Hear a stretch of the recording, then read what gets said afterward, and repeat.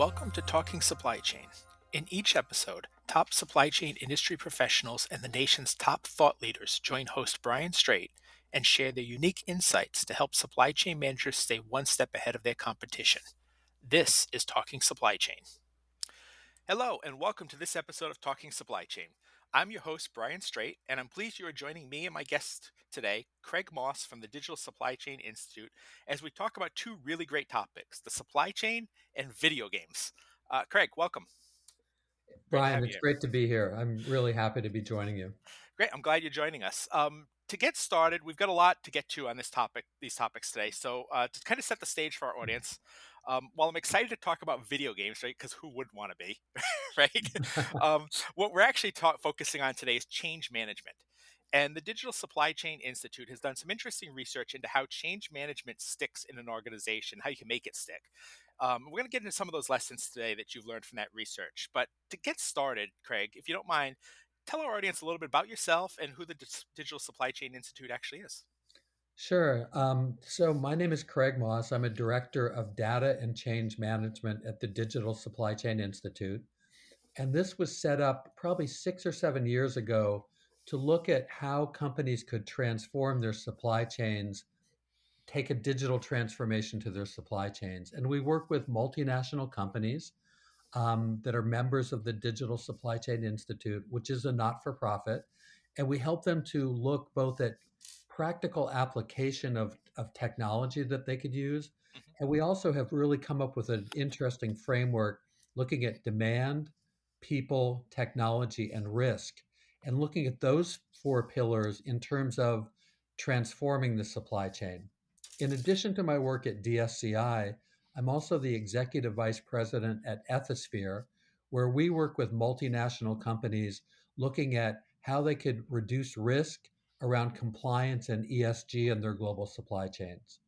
Yeah, great. So I think if we're talking change management, you're an excellent person to have on to do this, right? So, I've done a lot of work on this topic. yeah, much better than me talking about it, who's not done much of it. But so I want to get into it. Change management, we hear about that often in companies, and I think companies fail at it a lot, right? Right? It really can make the difference between a project working or not working in the company. But to kind of get started, can you talk about some of the common failures that you've seen in your time when it comes to executing a change management strategy and some of those things that are holding companies back?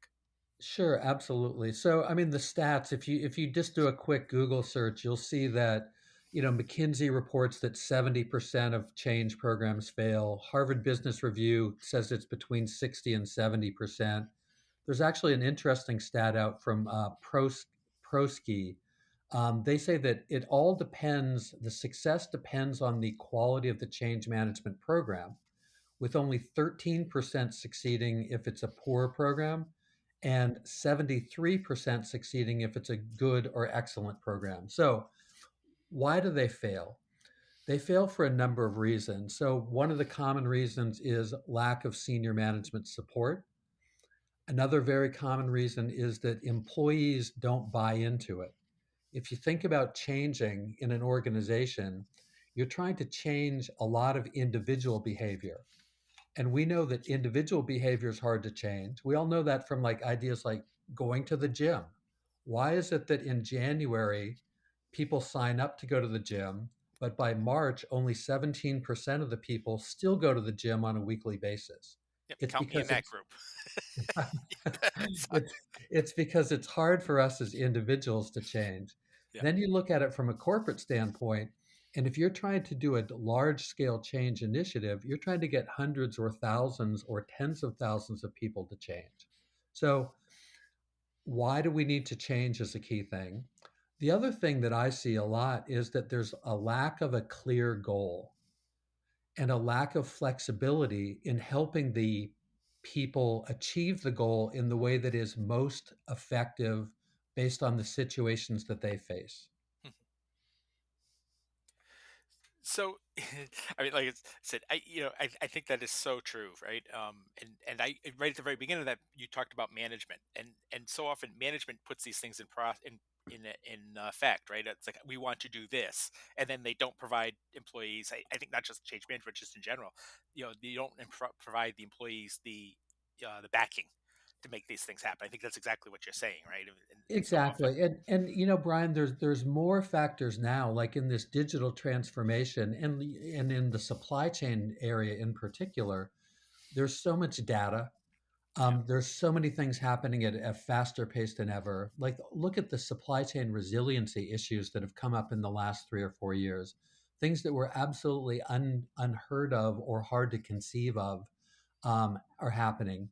yeah, And with this flow of data coming into people, you have this tension between people wanting to trust their gut or go with the data. So the company might say, we want to become a data driven decision making company, but people might not actually trust the data that they're getting. So that's another thing that we think causes some of the failure and change initiatives.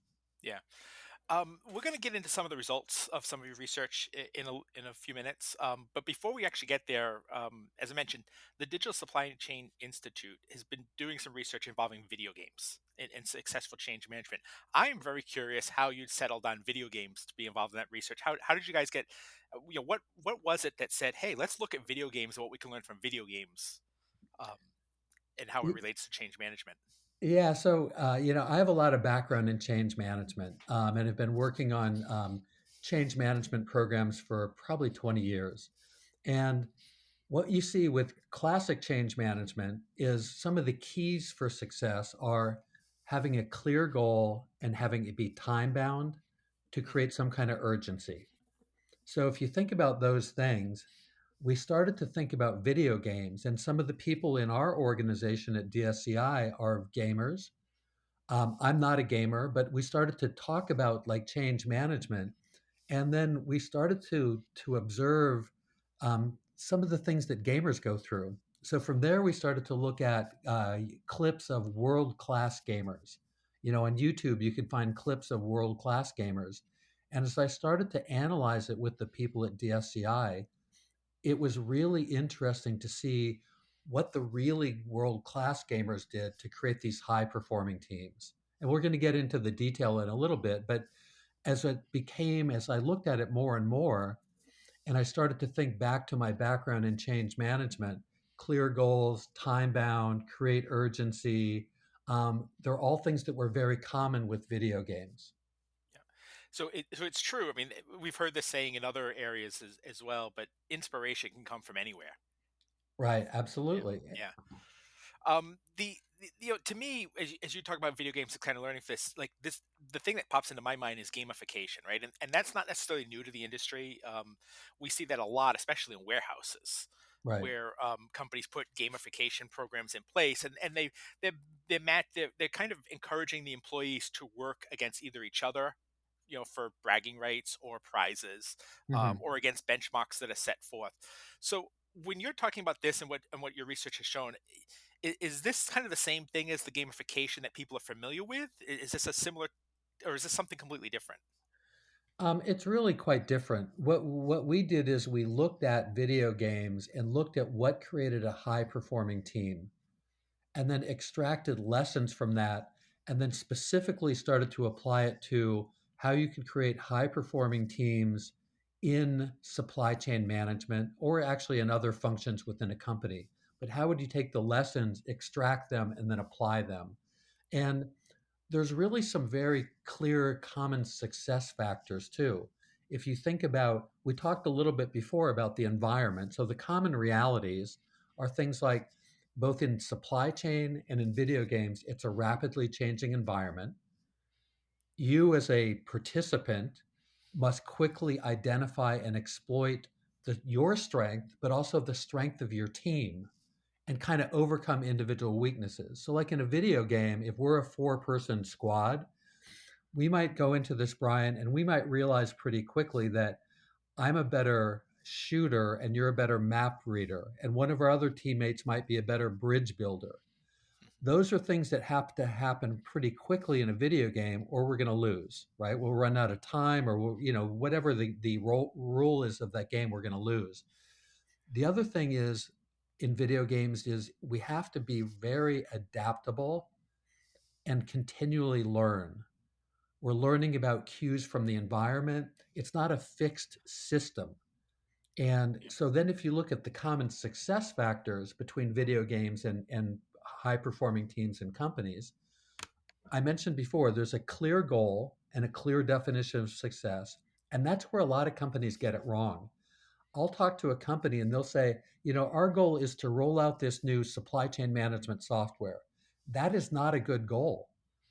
The Hmm. goal would be to try to turn it into something quantifiable where you could say, we want you to utilize this new software in 6 months to reduce whatever it would be, lead time by X%, 5%. That becomes a good goal because it's quantifiable. Yeah. So Flexible and adaptable strategy is key. And then the other thing that learned from the video games is teams have to have freedom to set their path. You can't just give them the goal and then tell them, and you have to follow this path to get there. You have to allow the team, trust the team to be able to set and adapt the path to get to the goal. so that talks to empowerment, right? And empowering your employees and your departments, Right. Right. to do that. Yeah. I look. I think anytime you get to play video games as part of your work, it's a good day. Did you guys get to enjoy some of the video games yourself as well? Oh, absolutely. So we had we were putting this together. We had teams of four people, two of which were gamers, and I said I'm not a gamer, and we had other people, another person that wasn't a gamer, and we would play different games. So we were playing Fortnite, we were Uh, playing Bacon Switch. We're starting now with a new game called Unrailroad. We've looked at like 20 or 30 different games to try to find the most effective, and so that was a lot of fun and interesting, but it really helped us to crystallize what the four key lessons are that you can learn from multiplayer video games. yeah. Did you were there any that you played that you said you weren't a gamer, right? So is there any that you said, "Hey, this is now my game"? Um, Not really. I mean, I used to play video games a lot when my kids were younger. Yeah. I would play video games like Oregon Trail or Mario Kart or stuff like that with them, but I haven't played games in a long time. I'm more of an outside person, and I have to be on the computer all day long at work. So if I'm off of work, I don't want to be in front of a computer. Yeah, it's so funny. I obviously grew up in video games as well. I mean, but I go back to video games in the '80s and early '90s, and now my son, I got a teenage son, and he is into video games, of course, as well. And he's so interesting to me because he loves the sports games, basketball, football, especially. Right. And what I found with him is so interesting is that he doesn't play the games per se, right? He goes into like career modes or GM modes with them, and he builds the teams and then simulates the season to see how well he did, right? Building the team. So it's like completely different the way that we did it when I was a kid, Oh, and whatnot. that's But so getting back to the research. In addition to having a little fun along the way, right? And I'm sure some of your employees, especially the gamers, are really enjoying this. Like, this is the coolest place to work ever.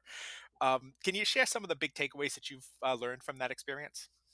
yeah, yeah. So we'll now get into what we call the four lessons from this. And And then I also want to talk, Brian, a little bit about a specific case where we started to apply this to a supply chain challenge. So for Yeah, the great. supply chain audience, I want to make sure that they're not just thinking about, oh, it's all fun.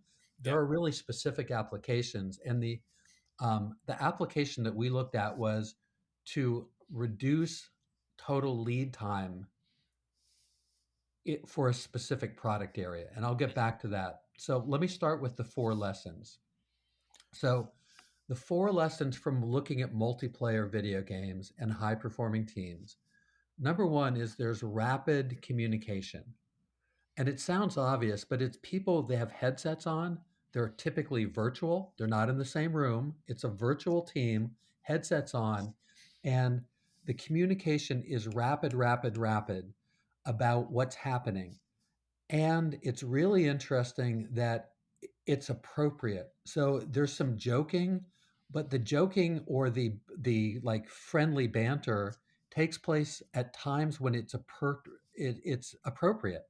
yeah, Whereas if they're like depending on the nature of the game, if they're in a battle, for example, Every bit of communication is very specific to what needs to be done right then, and it's rapid. Enemy over there. Let me take at the map. Look at my weapon inventory. We need to build a bridge. Things are happening like that. I had one supply chain executive. When we run this, we call it an engagement workshop for people. When we run the engagement workshop, we actually show clips of high performing teams. And I had one supply chain exec say to me, after seeing like a 2 minute clip, he said, "That is like a day in my life looking at these supply chain towers, Yeah. control towers, because there's so much data and there's so much communication. It's like being an air traffic controller or something." Yeah. So that's the first one is rapid and appropriate communication. Number two is rapid trust building. Because in these teams, often you're going to be put together with people that you don't have a lot of history or knowledge of. So leadership needs to make sure they're forming the team appropriately with the right skill mix. But once you're in the team and you're launched on this to achieve the goal, you have to find ways to rapidly build trust between the different people. And part of that, Brian, becomes skill based. So if we need to have a good builder, hunter, map reader, and doctor, for example, we quickly within our team need to know who's going to be excel at each of those. And that becomes the second piece. One thing that was really interesting is that one of the keys to trust building is rapid, efficient, and thorough communication. And you think about this from a business standpoint. If you and I are working on a critical project, supply chain project, and I'm sending you an email and I don't hear back, and I say, "Hey, Brian, I need to hear back from you in 2 hours," and I don't hear back from you for 48 hours, I lose trust in you. Yeah. And that then is really an interesting thing. And also, so that the other thing is that rapid trust building was the second thing that we looked at. The third, and this gets into, I mentioned before about data driven decision making, is the ability to filter and trust data. I talk to a lot of companies and supply chain execs who say that they are awash in data. Everybody's building big data lakes, they're scraping data, they're reaching and creating more and more data. But what we find in organizations quite often is that people don't completely trust it Hmm. and they don't know what data to use to make what decision in what moment. And that creates a big problem, right? So I've talked to a lot of people. The company will put in a multi-million-dollar like ERP program or resource planning or demand forecasting software. And you talk to the people in it, and they have these like fancy looking dashboards. And I'll say, "So do you trust the information on that dashboard?" And too often people will say, "I don't completely trust it." I say, "Well, what do you do?" And they'll say, "Well, I'll pick up the phone or send an email to my friend over in XYZ department and ask them to send me stuff on an Excel spreadsheet." So that's a key thing. And if you look at video games, you have to trust the data. If it shows that you have an inventory of a certain amount of building material, you can't debate that. You can't like go look for secondary sources to verify if it's accurate. You just have to trust it. Yeah. If it shows you that the storm is coming and there's going to be like a huge storm that's going to impact you in the video game, you can't debate whether or not that weather forecast is accurate. You just trust it. Yeah. So that's another key thing for senior leadership is getting people to trust the data. And I can come back to this because I have kind of a way that I think companies should think about it. I'll come back to that. But the three lessons so far: communication, trust building, trusting data, trusting and filtering data. What it leads to is dynamic leadership. So within that team, there is no set leader. The leader changes based on the situation and the skill that is needed at the moment. And other people we started talking about dynamic leadership a couple years ago, and since then I've seen some articles from um, like leading universities. Some people call it distributed leadership. but it's the same idea. Yeah. Yeah, you talk. It's funny you talk about the data. I want to go back to that briefly. I know you said you had something to expand on that. I think, and I've likened this in past to people I've talked with, as I talk about the amount of data that's coming in, and whether you trust it or not, especially with AI these days, right? And Right, and in many cases, it's because you're getting a result different from what you think it should be, right. right? But I always think I go back to my days when I was 16 years old taking driver's training, and the Mhm. first day that I sat in that driver's training class, and this, you got to say, what does driver's training have to do with data, right? And I remember the instructor standing up there, and the first question he asked everybody in that classroom is, we're a bunch of 16-year-olds, is how many of you are willing to decide whether to kill somebody in less than 1 second? And I remember thinking, like, what a crazy question that is, right? And then he explained the concept that when you're driving a car, the decisions you make are instantaneous, Uh-huh. right? And that decision that you make as to what to do in a situation could mean somebody, is you hit somebody, you don't hit somebody, right? I mean, Right, those situations come.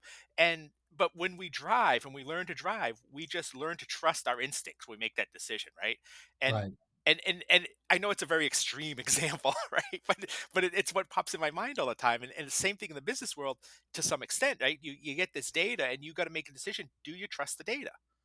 Are Right. you willing to trust it, or are you going to question it?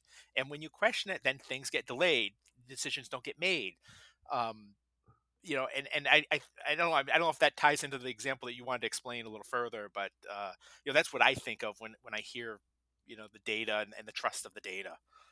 Yeah, no, The concept. it's a great example that you use there, and that's a life or death situation there. And in supply chain, the need to be able to utilize data quickly is there also. Like, the shipment's going to be late. Do you put it on a plane? What's the cost of putting it on a plane? What's the carbon output impact of putting it on a plane? Yeah, All those things come up. So I do want to talk about one specific supply chain case, but also going back to the data and trusting it. The way that I've explained it to people that seems to resonate, and let me know what you think about this, Brian, is think about data like water. Okay. You're sitting in a hotel room and you're thirsty, and there's a glass of water there. If you know the source of the water, if you know the path that the water took from its source to that glass, you'll trust it and you'll drink it. mhm, If you don't, you're very, very reluctant. Even if you're really thirsty, you're very reluctant to drink that water. You might, yeah, and so I think of it that way. What was the source of it and what was the flow of it getting to me? And you mentioned with AI now, data corruption is becoming more and more of an issue. And with, the cyber attacks that take place now, data corruption is more and more of an issue in how that data got to you. So even if it was good at the source, it might have become corrupt or polluted in getting to your dashboard or your computer. yeah, So I think that that's a useful way for people to think about it. yeah, So let's go back to looking at a supply chain specific example and how the four lessons can apply. So if you wanted to try to cut total lead time for a certain product from planning all the way through delivery from 135 to 100 days, there's certain things that have to take place. And what we saw here when we analyzed it, what some of the hurdles were, one is that the project milestones and tasks were not clear enough from senior management down to the project team. So the communication was going through multiple steps. And by the time it got to the project team, it wasn't really clear. They didn't have complete information. The data that they received wasn't really trusted. mhm, The project team was actually reluctant to go back to senior management, up through the channels to senior management to ask for clarification, which further delayed things. So there was a lot of time wasted doing tasks that were either wrong or only partially right, because although the goal was clear, the information coming to them was not clear. And if you start to look at this from a specific case, along the way, there's a lot of things that take place. So if when you go from planning, if planning's off, then that means material acquisition can be off, raw material acquisition can be off. So in this case, That caused, because the planning was off, the raw material acquisition was taking 3 times more than what they had planned. So then from there, you get into the factory production. That delays factory production. In this case, company tried to make up some of the time by having the factory work overtime. However, that created labor violation problems. Okay. Then you get to the next piece, transit. So it's hard to make up time in transit. The ship is the ship. They didn't want to ship by air, but they found there were some further delays getting the containers off because there wasn't good communication between the factory and the logistics provider about when the goods would actually get there. So they missed the original ship date. They had to rebook. That cost time. Then it gets to the distribution center in the US. At that point, again, the whole expectation for when it was going to arrive was off. There wasn't good communication that there was going to be a delay. So that caused further delay. So if you think about putting a project team looking at this discrete activity, how do we reduce lead time for this specific product? That becomes a very clear goal. And then you go back to the 4 lessons: rapid communication, trusting the data, trusting the participants. Because in this case, you have people that are not only internal to your company, but you have people that are external. You have a project team that consists of factory managers, of logistics managers, of raw material providers. So you actually have an external team, and then you're trying to form them into one high performing team. So all of those things come into place, and then you get to dynamic leadership. That really is the culmination. And using this like reduction in lead time as an example, you're forming a team of multiple people from multiple organizations into one high performing team. Video games are a great way to educate them and to do some kind of onboarding with them to understand all these things that have to take place that lead to that kind of dynamic leadership. Yeah. So all the companies out there listening, if you don't have a video game room, that you want to install one, right? Is that what we're saying? Right, right. um, yeah. So look, I mean, I hear visibility in that a lot as you speak to it. Right, Obviously, trust is part of it. But I mean, we talk a lot about visibility in the supply chain and from sourcing and ethical sourcing and that reason and all the way through to the customer, right? So the end customer, if it's a consumer or a business, they know where their products are in the process. But right, I hear the same kind of theme there as well, as part of this, right? I mean, you know, you talk about the company, they end up ordering too much material that leads to a backlog, right? One thing without the visibility through the whole chain of this process throws right. everything off again. So, Absolutely. And yeah, the way that I kind of think about visibility now is what gives you visibility is data, yeah, right? It is, because that's what you're that is the mechanism that gives you the visibility, is that data. You know, from tier 1 to tier 2 to tier 3 to wherever you need it, but it's really the data.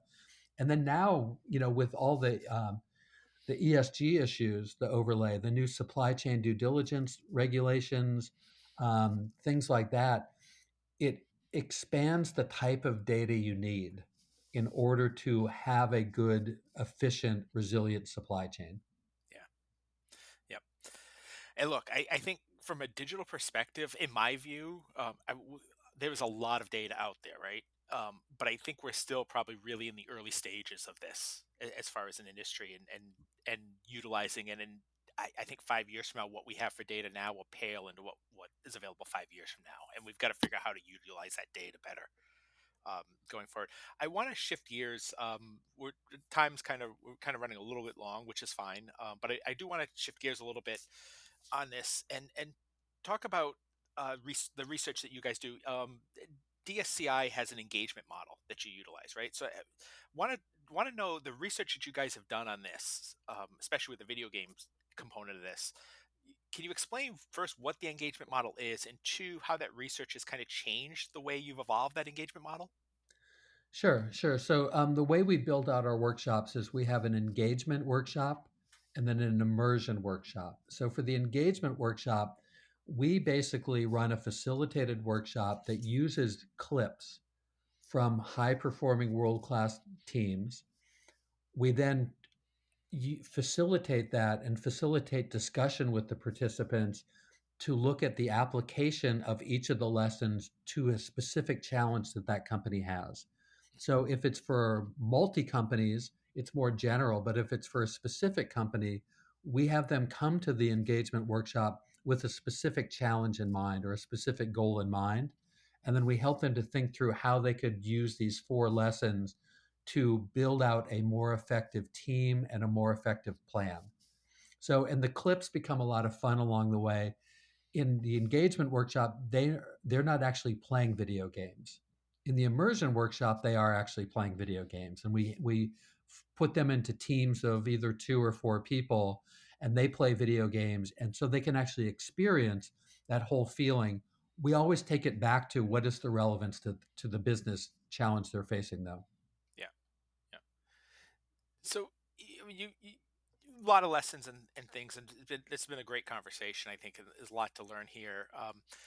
But some of the things you've talked about, I mean, there are things that obviously companies can do on their own, and things that they may want to engage with the Digital Supply Chain Institute or consultant or whatever for themselves.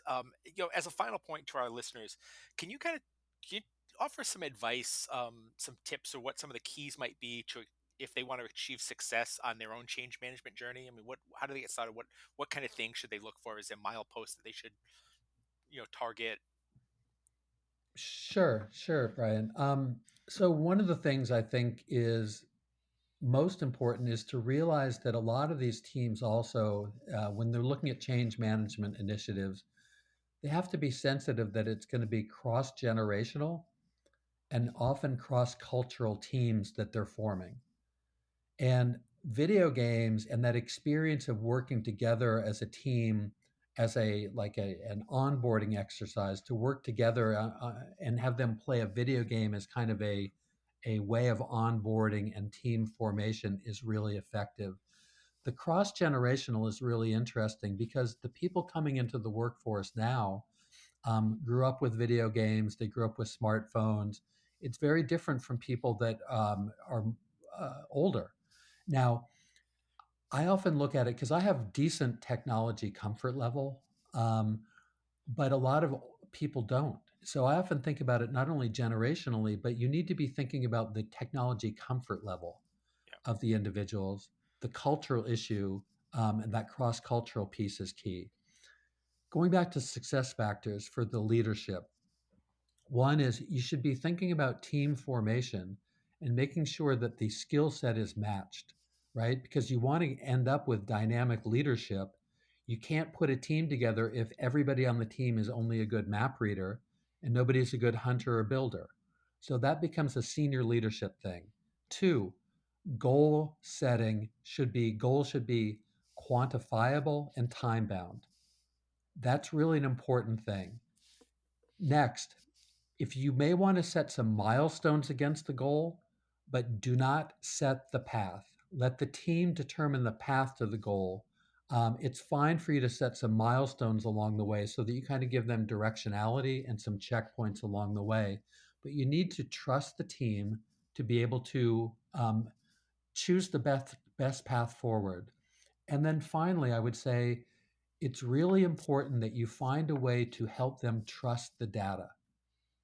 And that is a management issue to try to help them trust the data. However, you're going to do it, it's up to you whether you use that kind of water analogy and give them visibility into how it flows to them. But it is up to you because if they don't trust the data, that is a problem that is going to slow projects on a continual basis, especially if it's multiple companies involved. And ultimately, you're not going to get the results you want in your change management initiative. Yeah. Yeah, so many parts of this. For human resources people out there, this does not mean just put an Xbox in your waiting room. It's not the answer here. There's a lot to it. But yeah, lot to it. But great lessons, great research, great effort. Obviously, Craig, thank you so much. If listeners want to learn more about the Digital Supply Chain Institute or get in touch, how might they be able to do that? Yeah, so they could send me, they could look up for the Digital Supply Chain Institute. We have a web page that would have information there. Mhm. And um, that would probably be the best way. Let me see real quick. Or they could email me at cmoss, that's CMOSS, at thecge.net. THECGE.net. Great. Great. I encourage listeners out there, if you're interested, you need to improve your processes, your change management process. I think every company out there, even if you seem to do well at this, you probably can learn something on it. So I'd encourage you to reach out and research this topic a little further. Craig, I want to thank you so much for joining me today. It was great talking to you. Great learning about it. I love talking video games and supply chain, two of my favorite topics. So that is great. Appreciate the time today.